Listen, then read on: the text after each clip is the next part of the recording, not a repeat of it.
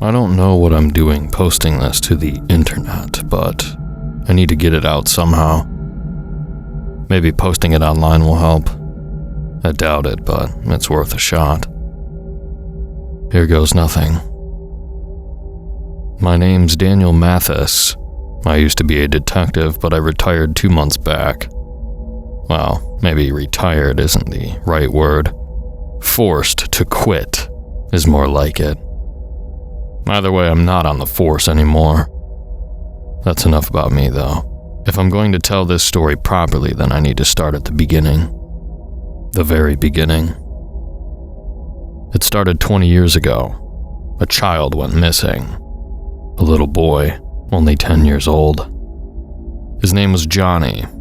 I'd worked on a few missing person cases before, but this one was different. Johnny was walking back from school with some of his friends. It was getting dark, so he decided to take a shortcut through the woods.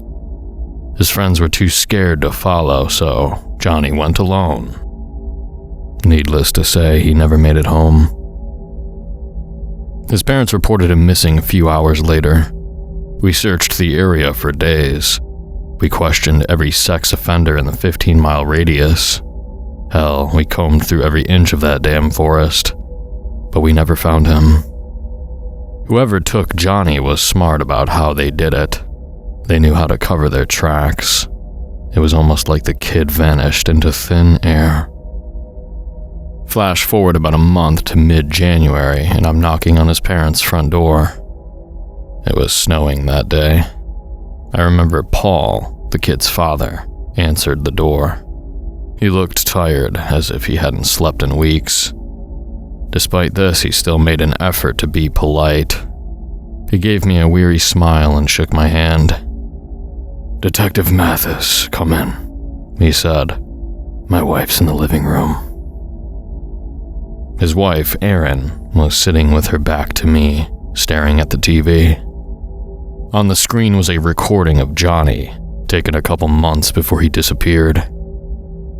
It was grainy and blurry, the way home videos are.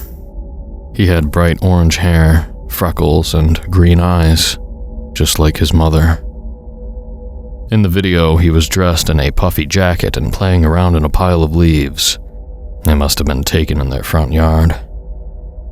He yelled for his mom to watch this, getting a running start before leaping headfirst into the pile of leaves. He burst out a few seconds later, stray foliage clinging to his hair. Erin's voice said, "Wow, sweetie," from behind the camera. Johnny flashed a beaming smile, showing off the gap between his front teeth before preparing to jump into the leaves again. I stood in the doorway to the living room, watching the video unfold. Once it reached its end, Erin started it from the beginning. It was only a few seconds long. She gazed into the TV, rubbing her necklace with her thumb, silently whispering along. "Dear," Paul said, shaking her from her trance. "Detective Mathis is here."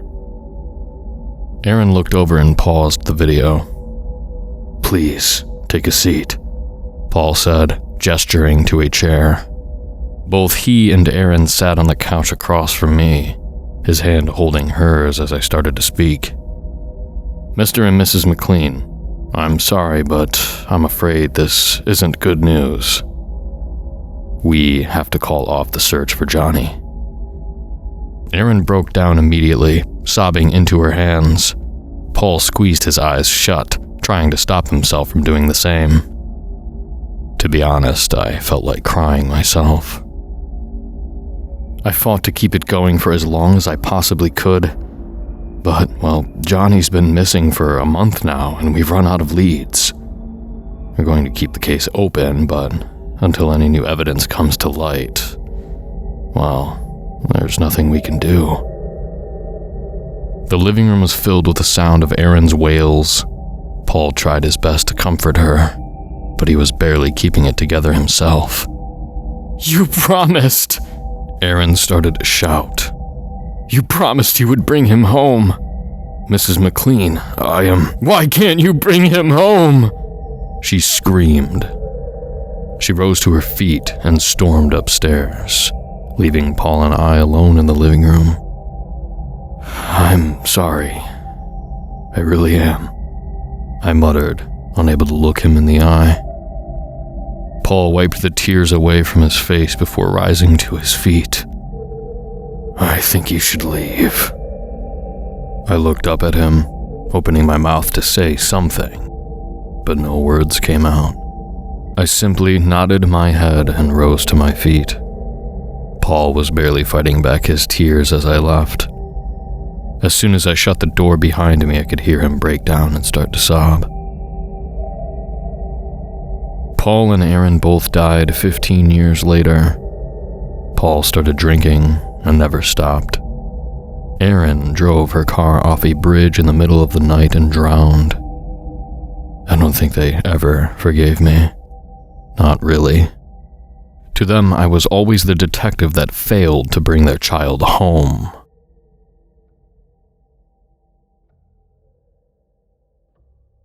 It was the 20th anniversary of the kid's disappearance, December 5th, when I came home to a letter. It had no return address or any distinguishing features. It was just a plain white envelope. There was no way it could have been delivered by a mailman. Someone dropped it off personally. I still have it somewhere, but I don't need to read it again to remember what it said. The words are branded into my brain like a hot iron. I sat at my dining room table, cut the envelope open, and started to read. Dear Detective Mathis, if things were different, I would have written this letter to Johnny's parents. I regret that I never got the opportunity to explain this to them. I know they never would have been able to understand, but I would have liked to explain it regardless. Enough about that, though. With them gone, I have decided that the only one worthy of my confession is you. I watched you search for me, you know? I watched your interviews on the news. I watched as every lead you had went cold. In fact, I've seen you in person. I am sure you've figured it out by now, but I am the one who took Johnny. I'm the one who snatched him away in the woods 20 years ago. I still remember how I lured him into my car. I still remember how I knocked him unconscious. I remember how much I was shaking. I want you to know that I never touched him. Not like that, anyway. I want that to be known. On the back of this letter are coordinates. Follow them, and more will be revealed. And if you tell the police about this, you will be throwing away your only chance to do right by Johnny. No more mysteries. No more games. It's time you learn why I did what I did. I sat there reading and rereading that letter for what felt like hours. There were two possibilities. Either the person who took Johnny 20 years ago really had sent me a letter confessing his guilt, or someone was fucking with me. And I did not know which was worse. I flipped the letter over and looked at the coordinates, careful not to touch the paper too much. If this really was written by the person who took Johnny, I wanted to preserve the prints. Staring at the coordinates, my first instinct was to call the station, but then another thought came into my mind. I knew that if I showed up with the other cops and the guy who took Johnny was there, he'd just get arrested. If I went by myself, I knew I could give him what he really deserved. No witnesses, no one to stop me from putting a bullet in his head. Besides, I could have just said it was self-defense. This man put Johnny's parents through hell. I wasn't about to pass up the opportunity to put him in the ground. I took a picture of the coordinates and plugged them into Google Maps. It was about a 30-minute drive, located deep in woods outside of town. I threw on my coat, grabbed my gun, and raced out to my car. I'm surprised I didn't get pulled over with how fast I was going. As I sped down the interstate, the leather on my steering wheel creaked beneath my grip. My knuckles turned white and I caught myself grinding my teeth together. I thought about what the letter said, how he bragged about seeing me in public. How many times had I walked past this guy? How many times had I passed by someone on the street corner, and that someone was him? I wasn't a cop at this point. I didn't have my badge or my lights on. I was just angry and ready to kill a man. Eventually, I turned onto an old dirt road. I followed the directions until I came upon a trail into the woods. Parking the car, I grabbed the flashlight from my glove box and stepped out. It was twilight, and the forest was quiet, blanketed beneath a thick layer of snow. Not even the birds were making a sound. It was that kind of silence you would only find in the dead of winter. As I trudged through the woods, I only became more furious. I imagined what it must have been like when Johnny was brought here. A million questions raced through my mind. Was he unconscious as he was dragged through the snow? Was he even alive? Did he leave a trail of blood, or was he wrapped tightly in a garbage bag? The coordinates took me off the trail and deep into the woods. I didn't even consider if I was going to be able to find my way back. I only had one thing on my mind. Finally, I reached the coordinates, only to find nothing. It was just a small clearing, snow-covered ground, bare trees, and the dark sky hanging above. I shined my flashlight around, desperately searching for something, anything. I double-checked my phone to make sure I was at the right spot.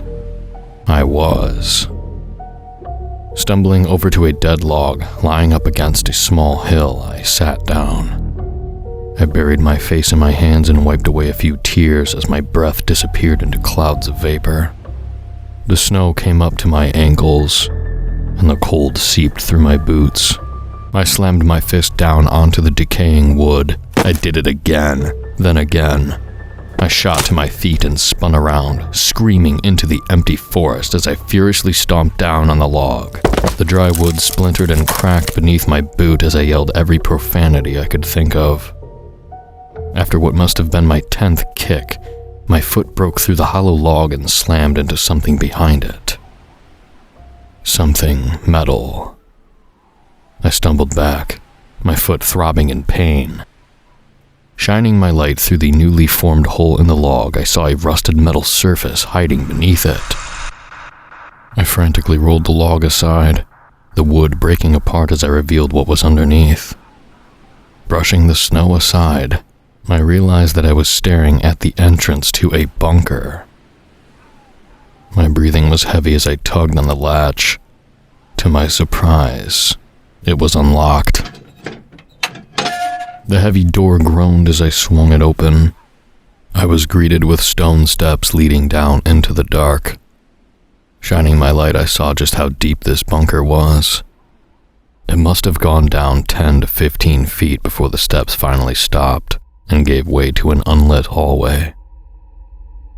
Drawing my gun, I took a deep breath and started down the steps. Leaving a trail of snow and mud behind me, I reached the bottom of the stairs and shined my light down the hallway. At the end of the hall was a large metal door. My own breath was deafening as I approached.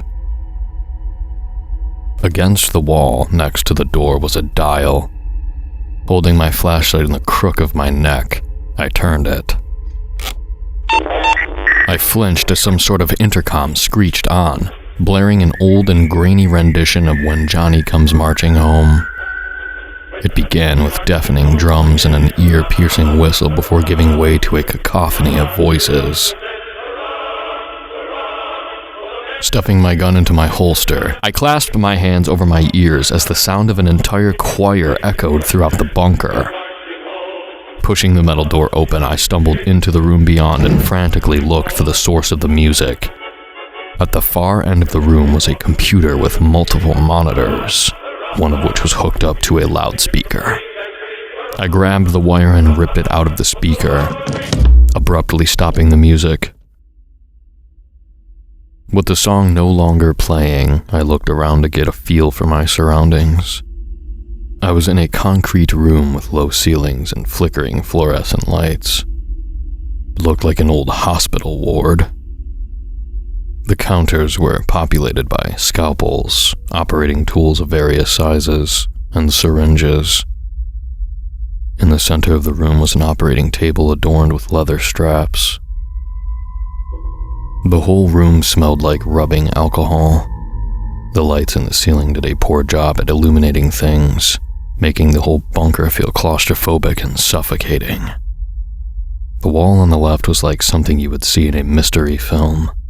Hundreds of pieces of paper pinned to a notice board. Some of them had notes furiously scribbled down in handwriting I could barely decipher. Others, however, looked like printed off image of star systems.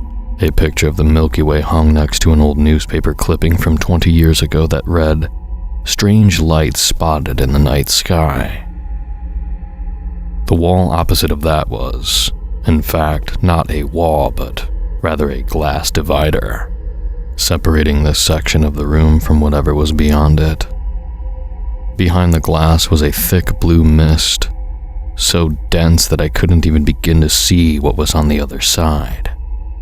"Johnny, are you here?" I shouted, running up to the glass and trying to peer through. Stepping back, I looked around the room in search of something to break the glass. That's when I saw it. On one of the computer screens was a recording titled, "For Mathis." Approaching the screen, I moved the mouse over it and clicked play. "Hello, Detective Mathis." My grip on my gun tightened when I finally heard his voice. For 20 years, I had imagined what this monster sounded like. Finally hearing it felt surreal. The voice was slightly garbled by a modulator, but I could still tell that he was around my age, mid-60s at most. "If you're listening to this, then you read my letter. If you were hoping to arrest me or maybe even kill me, I'm sorry to disappoint you. I have taken exhaustive steps to cover my tracks. Even if you manage to find my identity, I will be long gone by then." I clenched my jaw, imagining how satisfying it would feel to choke him out. "I am sure you have many questions, and I think that this recording will answer most of them, but before I can explain anything, I think it is best to introduce you to someone."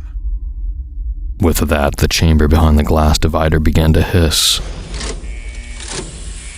The fog quickly dissipated, and the room beyond was revealed.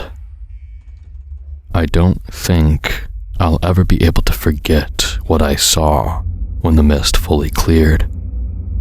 I still see it every time I close my eyes. Every time I fall asleep, I see that thing. On the other side of the glass there was I don't even know what to call it. It looked vaguely humanoid, but its limbs were more akin to an arachnid. Countless fingers with numerous joints sprawled forth from its palms like a spider web. Its skin was brown and covered in a thick layer of slime that dripped down onto the floor. Its emaciated torso was hollow, ribs curling outward from a central cavity that bellowed slightly as the thing quietly breathed. "Detective Mathis," said the recording. "Meet the basilisk. Whether that is its true name or simply what it has chosen to be called is beyond me."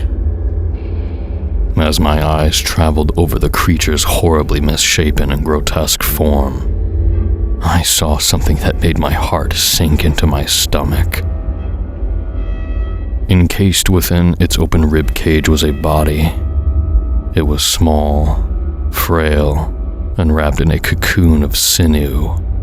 It dripped with the strange fluid, and parts of its discolored skin seemed to be merging with the creature itself.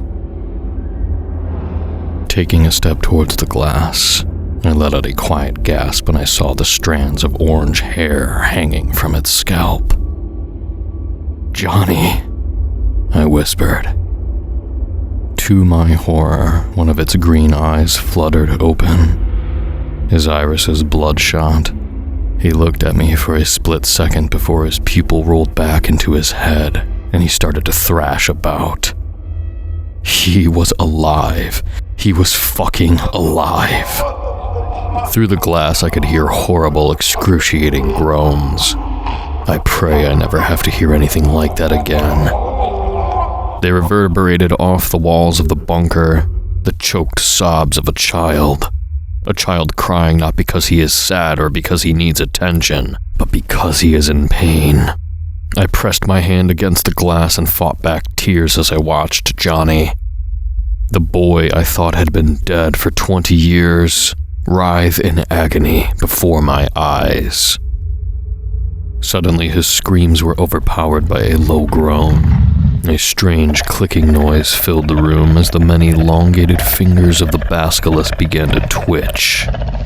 After a few seconds, Johnny's muffled screams were silenced. His eyes fluttered shut, and he went still. As he stopped moving, so did the basilisk. "Johnny! Johnny!" Neither he nor the creature responded. "Incredible, isn't it?" The recording spoke again. "The basilisk came to me 20 years ago. Its spacecraft descended from the stars before my very eyes." I was barely listening to the recording at this point. My eyes were fixated on Johnny as he lay motionless inside the creature's chest. "Do you want to know the interesting part, Detective Mathis? When it came to me, I was a dying man. Brain cancer. Stage 4. Inoperable." His voice seemed sullen before perking up as he continued. "The basilisk cured me. I should have died years ago, but it halted my tumor in its tracks." I began to look around the room, searching for some way into the chamber, but I found nothing. Johnny was completely sealed off. "Can you see it? The fluid that is secreting. In that fluid lies the cure to cancer. Can you imagine a world where we do not have to fear such a horrid fate? The enzymes in that fluid were the key. I knew that if I could isolate them, learn how to replicate it, I could make cancer a thing of the past, and the basilisk was willing to help me." The voice paused for a second, and I could hear the man let out a sigh. "Except, it needed something from me. It wanted a child." I've replayed that part in my head more times than I care to admit. It never fails to make me sick. "The basilisk is a creature of the abstract. It feeds off futures that never were, and there is no one who has more potential or imagination for the future as a child. Johnny is alive in there. The basilisk is keeping him alive, keeping his psyche trapped in the body of a child, dreaming of the future he never had. I know your first instinct will probably be to try and pull him out, but that won't save him. The basilisk has been feeding off Johnny for 20 years. They are merged in body and mind. If you separate them, they both will die." I started to cry. I stumbled back and leaned against the operating table, unable to peel my eyes away from the glass. The voice sighed deeply. "I know you think I'm a monster, Detective Mathis, but I stand by what I've done. Do you know why? He sounded so arrogant, so damn smug. Because I figured out how to replicate the enzymes. In a few years, I will have the cure to every type of cancer there is. Do you know how many children die of cancer every year? Nearly 100,000. Nearly 2 million children have died in agony since I first took Johnny, since I gave him to the basilisk. I had to do this. I have a duty to save as many as I can, and the basilisk never would have helped me if I hadn't given it a child. I sacrificed one so I could save millions. No matter how hard I tried, I could not look away from the display on the other side of the glass for more than a few seconds. The otherworldly, incomprehensibly twisted form of the basilisk, Johnny's nearly unrecognizable body, trapped within. If I had gone to the government, they would have locked it away beneath the Pentagon. They would have tortured it, and if they ever realized the good it could do, they would have only given it to the rich, the 1% of the 1%, the corrupt, the greedy, and the perverted. I could hear the anger and bitterness in his voice. I'm going to give this cure to everyone, not just the wealthy. Soon, cancer will be a distant memory. Johnny has made a necessary sacrifice. His suffering has led to an unprecedented leap in medicine. As the recording continued, I approached the glass, looking at the emaciated husk huddled within the chest cavity. His eye opened again, only for a second. It looked around the room, seeming to follow the web of fingers clinging to the ceiling. In the seconds before he shut his eye again, I could see Johnny's pain, his fear. Now, the recording continued. The way I see it, you have a few options. You could call your precinct, but that would be foolish. If you show them the basilisk, the CIA won't be far behind. If they don't kill you, they will brainwash you into never speaking of this again. They will take both the basilisk and Johnny away for study. He will remain in his living hell, and it will be your fault. I looked down at the gun in my hand, running my thumb over the black metal. Your second option is to kill them, the recording said. Even though I knew they were coming, I felt my heart sink into my stomach as he said those words. I trust you brought your gun. The glass is not bulletproof, and neither is the basilisk. Just a few shots is all it should take. I am no fool. I know that if the basilisk is left unattended, it will eventually leave the bunker and begin searching for other children. Just like any junkie, the high will wear off, and it will search for the next one. I cannot bring myself to end its life. I worked with it for many years. It is practically my colleague. For the first time since the recording began, I detected a hint of compassion in his voice. So, it is up to you, Detective Mathis. You can put Johnny out of his misery and walk away. You can be satisfied knowing that you ended his suffering the only way you could. Alternatively, you could notify the government. You could risk your own life and doom Johnny to who knows how many more years of agony. You are a pragmatic man, much like myself. I trust you will make the correct decision. And with that, the recording was over. I was left in the bunker with nothing but the hum of fluorescent lights and the horrible abomination on the other side of the glass. Looking up from my gun, I saw Johnny staring at me. not with one eye, but both. Tears trickled down his cheeks as he gazed at me, his eyes pleading for something. I don't know what was going through his mind. I'm not even sure if he was still capable of thought after 20 years of torment. After a few seconds, the basilisk's fingers twitched again, and Johnny was pulled back into his slumber. I looked down at my gun again. My hand was trembling. A few minutes later, I stepped out of the bunker and into the cold night. The chill nipped at my skin, and the barrel of my gun was still smoking. A light snow began to fall as I sat down on the hollow log. I began to sob. I wiped at my eyes, but the tears kept coming. I'm sorry.